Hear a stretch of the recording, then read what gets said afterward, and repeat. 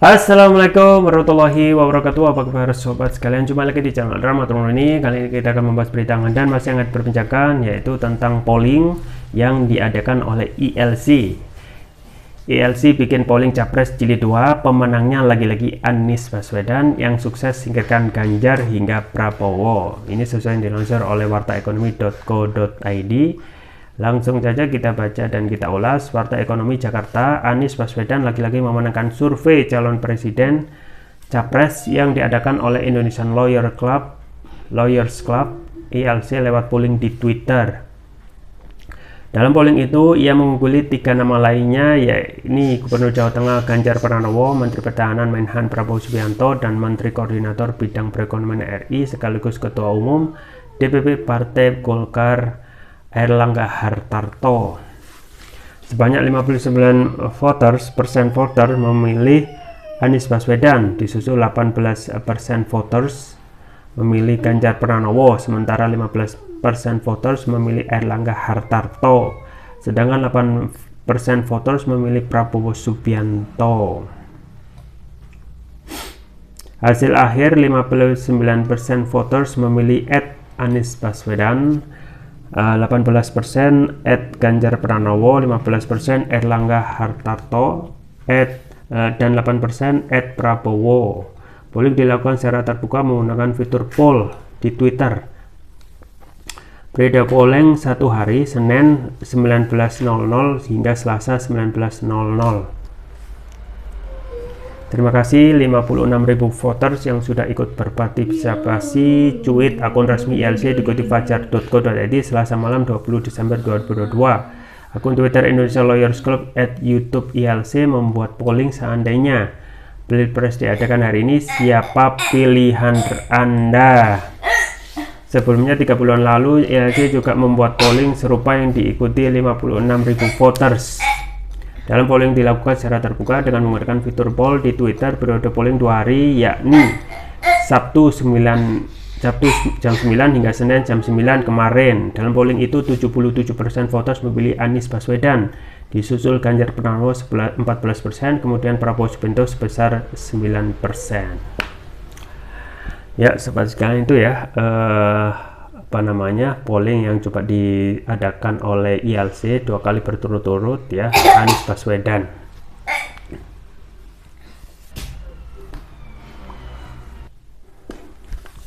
Ya, itu ya sobat sekalian, polling Capres yang diadakan oleh ILC ya, dua jilid ya. Jilid pertama kita ketahui menang ya, menangnya juga signifikan ya. Polling pertama itu 2 hari ya, fitur poll di Twitter. Dalam polling itu 77% voter Anies Baswedan menang ya, jadi lumayan angkanya signifikan sampai 77%. Kemudian juga Ganjar 14%, Prabowo 9%.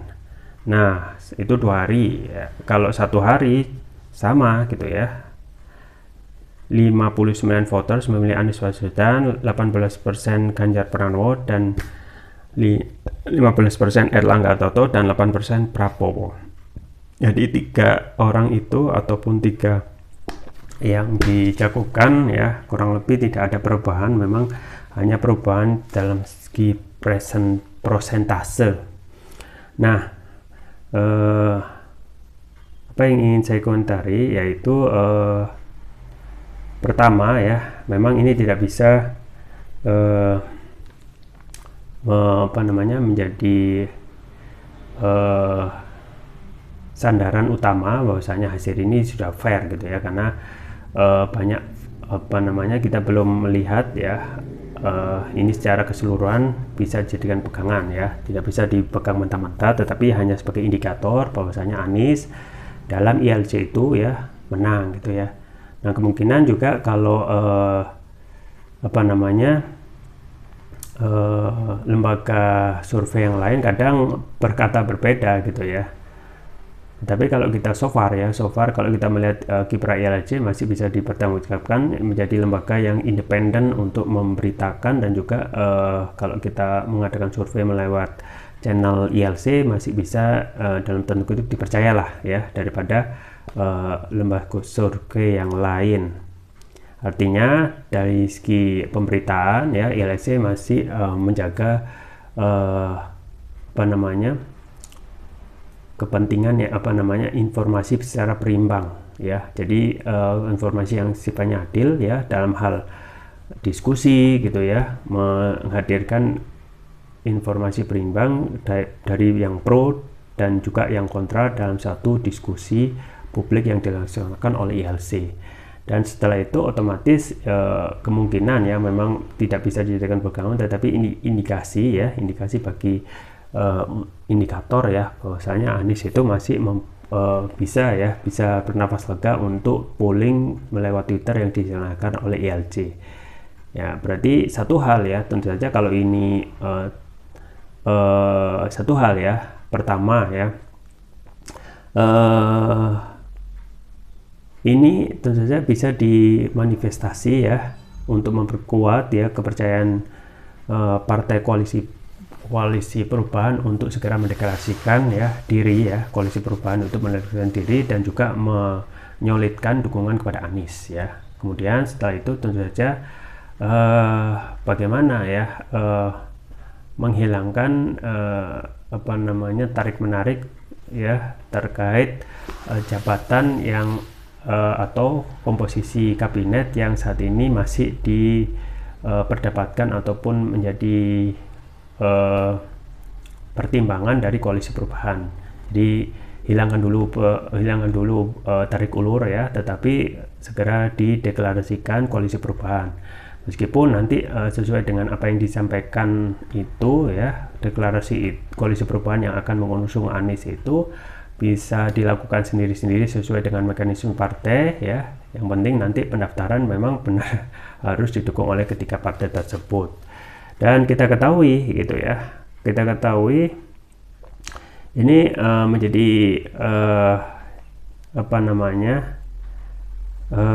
keyakinan bagi pendukung Anies, termasuk juga Anies sendiri, untuk kembali mempertahankan nilai ya, persentase, karena kita melihat ILC ya, survei ILC masih bisa dibilang bisa mewakili secara independen, dan kita harapkan ya tidak ada tendensi ataupun dalam melakukan survei ini bisa dilakukan secara mandiri dan independen dan tidak terkait dari siapa yang membiayai gitu ya. Yang kedua tentu saja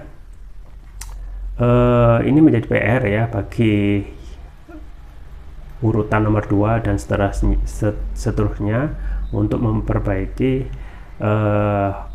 posisi dengan lebih kembali ya, mendekatkan diri kepada rakyat ya melalui sosialisasi dan juga meyakinkan diri kepada para relawan dan juga simpatisan agar bekerja keras menaikkan elektabilitasnya.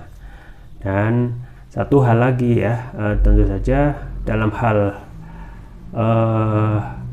pemerintah itu sendiri atau pihak yang menjadi koalisi istana ya harus lebih giat untuk memberikan hal yang positif pada rakyat ya, karena satu hal ketika rakyat itu jauh dari kata kebijakan-kebijakan dari pemerintah yang tidak bisa mensejahterakan rakyat ya, manifestasinya adalah dukungan kepada antitesis pemerintah, yaitu siapa? Anies Baswedan ya.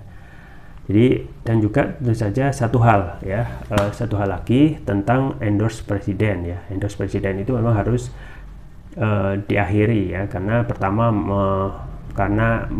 menyalahi etika sebagai kepala negara dan sebagai kepala pemerintahan, dan juga satu hal endorse presiden terhadap salah satu capres yang saat ini dikatakan kalau tidak Prabowo atau Ganjar itu akan menggerakkan ya state aparatus dan state facilities untuk memenangkan endorse dari presiden gitu ya. Jadi kita khawatirkan ketika presiden dalam hal ini ikut cawe-cawe dalam endorse ya, meskipun itu akan ada bantahan dan juga perlawanan bahwasanya endorse hanya hanya untuk preferensi dan tidak mendorong untuk memilih salah satu, tetapi itu ya bisa didefinisikan atau diartikan orang-orang di bawah itu adalah dukungan yang tentu saja secara tidak langsung akan menggerakkan ya state facilities untuk memenangkan satu calon yang di-endorse. Ini tentu saja kita khawatirkan tentu saja ada kecurangan yang terjadi nanti gitu ya. Dan satu hal lagi ya, tentu saja bagaimana pemerintah dalam ini ya sangat fair ya, fair dalam hal kontestasi pemilu ya. Fairnya bagaimana ya, tentu saja tidak ikut cawe-cawe terhadap pemilu karena sudah ada yang menjalankan, yaitu Pak KPU dan Bawaslu, dan pemerintah harus fokus kepada tugasnya masing-masing ya, tugasnya untuk mengurus urusan rakyat yang belum selesai dan lain sebagainya. Dan tentu saja harus isu-isu tentang penghadangan ya, isu-isu tentang black campaign itu justru ya satu hal suka atau tidak suka itu justru akan menguntungkan tidak menguntungkan yang melakukan black campaign tersebut, dan justru ya sebaliknya akan menaikkan elektabilitas Anies Baswedan. Kenapa ya? Karena orang yang didolimi itu pasti saat ini rakyat sudah cerdas ya, dan akan lebih mendukung ya rakyat ataupun orang yang didolimi, dalam hal ini Anies Baswedan. Makanya stop acara buzzer yang terus-menerus melakukan black campaign, negative campaign, kemudian isu-isu yang kemarin sempat heboh ya, isu politik identitas yang sempat dihadirkan ya, terus digaungkan, dan juga isu tentang penundaan pemilu, yang tentu saja semua hal yang sifatnya negatif tersebut justru akan merusak citra pemerintah ya, kemudian justru akan menaikkan elektabilitas yang dalam tanda kutip didolimi, yaitu Anies Baswedan. Dan itu terbukti gitu ya, terbukti ketika Anies Baswedan itu melakukan safari politik di banyak daerah itu dukungannya tidak tambah turun tapi tambah naik gitu ya. Ini membuktikan apa? Ini membuktikan rakyat itu sudah cerdas, bisa memilih secara rasional siapa yang mempunyai prospek ataupun dipersepsikan akan bisa ya mengakhiri problem negara saat ini ya, carut marut ya, meskipun kita ketahui ya, setiap manusia ada kekurangan dan kelebihan dan kekurangan ya. Kita juga tidak bisa mendasarkan semua permasalahan itu hanya bisa diselesaikan hanya dari satu orang, dari Anies Baswedan. Kita juga tidak bisa memastikan juga apakah nanti ya, kalaupun jadi bisa menang sesuai yang disampaikan oleh Ade Armando ya, bahwasanya Anies Baswedan itu bisa menang kalau Ganjar terlambat dideklarasikan. Kita tidak bisa memastikan ya, ketika nanti Anies berkuasa itu ya, kondisi itu semuanya akan baik-baik saja. Yang kita harapkan adalah dorongan ya, kritik kepada siapapun ya dalam proses pemilu ini ya. Pertama, bisa jujur dan adil. Kedua, tentu saja hilangkan kecurangan-kecurangan ya, karena kecurangan-kecurangan tersebut ya justru akan menurunkan kredibilitas rakyat terhadap pemerintah, dan kepuasan terhadap pemerintah itu dari rakyat akan turun drastis. Di masa 2 tahun sisa pemerintahan Presiden Jokowi Maruf, tentu saja satu hal yang harus dipastikan ya, tinggalkan legasi-legasi yang baik, selesaikan permasalahan-permasalahan meskipun tidak secara tuntas, tetapi minimal ya bisa memberikan legasi yang baik bagi rakyat, agar rakyat itu bisa melihat ya kinerja ataupun akhir masa jabatan presiden ini diakhiri dengan happy ending ya. Dan kita memang ya, dengan adanya kalau tidak ada konstelasi yang sifatnya ekstrim ya, kemungkinan ya tidak akan perubahan terkait survei ataupun elektabilitas Anies ya. Hanya sifatnya yang konstelasi yang sifatnya perubahan yang sifatnya ekstrim yang bisa mengubah ya dukungan elektabilitas Anies. Dan saat ini kan Ganjar belum melakukan kampanye secara terbuka karena masih menjabat gubernur, pun juga Prabowo yang masih menjabat sebagai Menteri Pertahanan. Jadi konstelasi politik itu masih panas ya, masih belum bisa diprediksi, dan juga pendaftaran peserta pemilu masih kurang lebih 8 atau 9 bulan lagi. Jadi masih ada ya konstelasi politik yang masih dinamis, yang belum bisa ditentukan ke depannya.